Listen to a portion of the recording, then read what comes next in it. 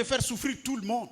Je dis au gouvernement congolais, vous qui êtes les gouvernants, ce pays ne sera pas en paix aussi longtemps que vous exploitez les travailleurs, les fonctionnaires de l'État exploités. Un politicien touche 20 000.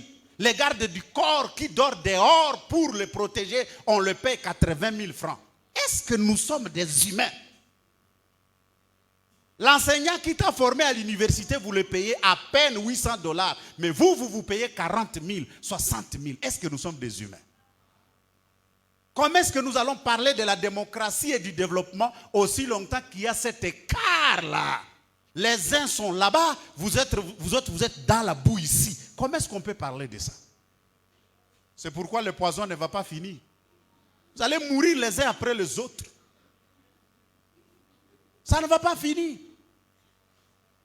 Aussi longtemps qu'il n'y aura pas équité, aussi longtemps que nous ne rendrons pas la politique obsolète dans ce pays, que la politique devienne un service comme l'enseignement, comme la magistrature, que chacun entre pour aller servir et non pas pour aller s'enrichir. Aussi longtemps que nous n'arriverons pas là-bas, nous n'allons pas changer ce pays. Tout le monde sait que le moyen le plus facile de s'enrichir, c'est devenir qui?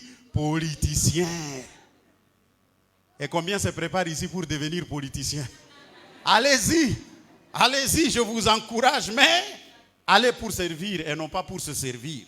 Bien-aimé, Dieu jugera le mauvais riche, ceux qui font souffrir les autres, ceux qui mettent les autres mal à l'aise, ceux qui détournent les deniers publics. Vous détournez les médicaments pour un hôpital. Les enfants meurent de la malaria pendant que vous avez vendu ça ici quelque part. Et vous trouvez que vous êtes normal. On vous appelle Gabriel, on vous appelle Jean-Marie, on vous appelle quelqu'un et vous vous dites que vous êtes membre d'une église.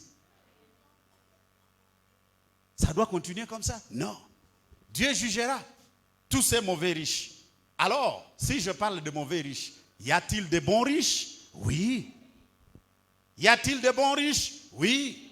Les bons riches, ce sont ceux qui savent que Dieu les a bénis et ils sont devenus riches. Et avec cette richesse, ils servent Dieu, ils servent leur famille, ils servent les autres. Donc, pour eux, l'argent, c'est un outil qu'ils ont au service de Dieu, au service des autres, au service de l'humanité. Il y a beaucoup dans la Bible. Je vous présente Noé, pour qui vous devez dire merci aujourd'hui.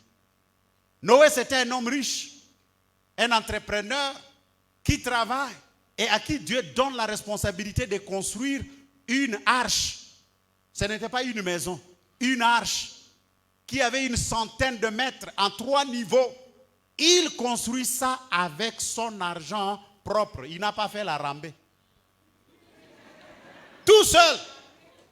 J'attends, vous les riches de cette église et de cette ville, quel jour vous allez vous réveiller et commencer à dire, je mets 1 million pour l'œuvre du Seigneur, je mets 1 million pour aider les veuves et les orphelins. J'attends.